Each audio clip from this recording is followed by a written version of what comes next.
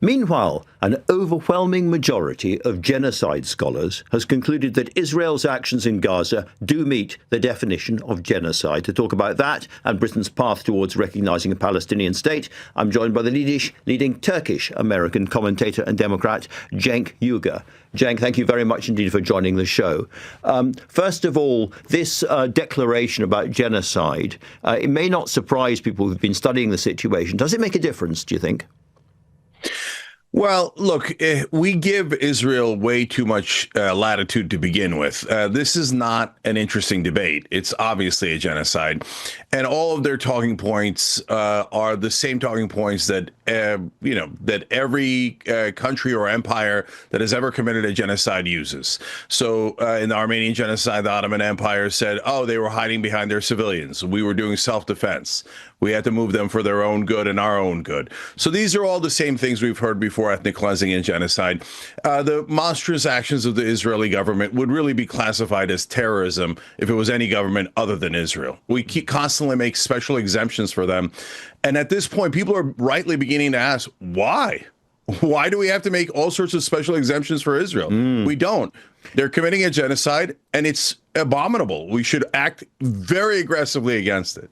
So your president, I say yours lightly, Donald Trump, is still chasing a Nobel Peace Prize. And one of the things he keeps talking about is the peace negotiations around Israel and Gaza. Where are they now? Where are they left? Well, so Hamas has accepted Netanyahu's terms, so we should have a ceasefire right now. But of course, as soon as they did, Netanyahu changed the goalposts. That's what he always does.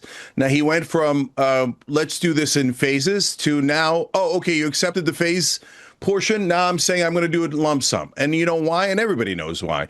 Because he doesn't want peace. He's the one that's been blocking peace the entire time. And we all know the internal politics of Israel. If he loses the right wing, honestly, the Ben Gvir and Smotrich are outright fascists and obviously racist and obviously genocidal. But if he loses their support, he loses the government. He can't win re-election and he might go to jail. So he's not basically Smotrich and Ben Gvir are running this government. Netanyahu is very happily going along. He has said that his mission is a greater Israel. He talks about Judea and Samaria. And he said, and they've already voted that Palestine is never going to be allowed to exist. So what is this? So what, you're going to keep 5.5 million Palestinian prisoners for the rest of our lives? And we're supposed to accept that they're your prisoners and hostages, and you're going to run a dictatorial government in the West Bank and Gaza Strip? And now you say there is no chance for peace. And one last thing, even the Israelis now, all the scholars, their military, et cetera, are admitting and leaking to the press that, yes, Netanyahu put an unachievable objective of basically eliminating every Hamas member. So they know that they can't do that. That's not a thing that can be done. And the point is, so that we never get to peace. Why? They already have 75% of Gaza. They're going to try to take 100%. And meanwhile, as we both know, settlers are pushing further and further into the West Bank. There's more and more trouble there. More and more Arab people are being killed there. What do you think this means longer term for the future of the state of Israel? Is this lethal for Israel? So, look, first of all, they do so much propaganda. One of them is, oh, my God, Israel has a right to exist and people are going to come wipe us out. Nobody's wiping out Israel. They have nuclear weapons. They're the only country in the world that has Iron Dome. They curiously had a stand down order for 6 hours on October 7th. Otherwise, they're nearly an impenetrable country. They also have a bigger and more lethal military than the rest of the Middle East combined. So there is no existential threat to Israel at all. It is either utter delusional paranoia by the Israelis or just outright propaganda to make it seem like they're the ones in danger. No, they are not, David. They are Goliath, and they are crushing everyone around them. And yes, you're right. They're now having a discussion reported by Axios just yesterday. Should they annex the West Bank 10%, 30%, or 60%? So they're going to annex the West Bank as well. They're setting up greater Israel. Unless you have this weirdo special exemption for Israel in your head, what they're doing is super obvious. They're taking the land of their neighbors and pretending it's self-defense. Let me turn to American politics, because I know you cover that a lot as well. And I was noticing that you are becoming increasingly worried that Donald Trump is entirely serious about trying to go for a third term, whatever the Constitution says. Yeah, so Donald Trump has authoritarian tendencies. That's why I voted against him. I worked hard against him. And I'm a guy who does not like the establishment. So the standard politicians like Marco Rubio on the right, but also Joe Biden, Kamala Harris on the left. But nevertheless, Donald Trump is a fake populist, and he came in here, and his authoritarian tendencies are now in full display. He's bringing out the military in U.S. streets. It's ridiculous, making us look like a developing nation, and there's absolutely no need for it. Talking about a third term, does he mean it? Of course he means it. What he does is he constantly tests the limits of his power, and if you don't meet that test head on, he just takes more and more and more. And look, he look connected in two stories. Will he be able to do it? Well, for a while, he had this lock on his voters, and a lot of you might still think that he does. No, I'm here to report from on the ground in America that, especially for independents, but even some, Republican voters, when they see him covering up the Epstein list, when they see him doing whatever Netanyahu orders him to do, they don't like it at all. And it's obviously not America first. So the more that he's Israel first, the more credibility he loses.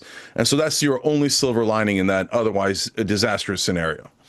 Absolutely fascinating. What do you think when you see Tony Blair coming over to advise Donald Trump on the future of Gaza? Because, there has been this discussion about whether the population would be moved out temporarily and then brought into some rebuilt version of Gaza. What do you make of all of that?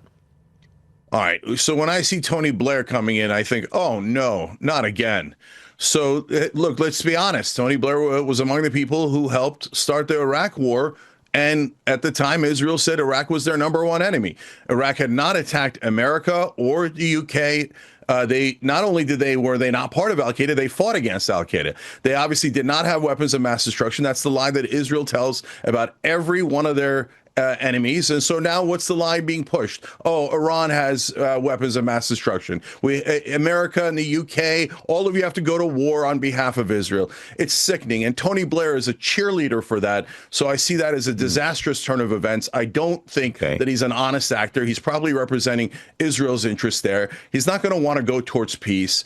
So we've got more war coming. I mean, Israel just murdered the prime minister of Yemen and his entire cabinet. The Houthis had control of Yemen. They're the real government of Yemen, and Israel just murdered all of them because they feel like they have a right to murder anyone they like.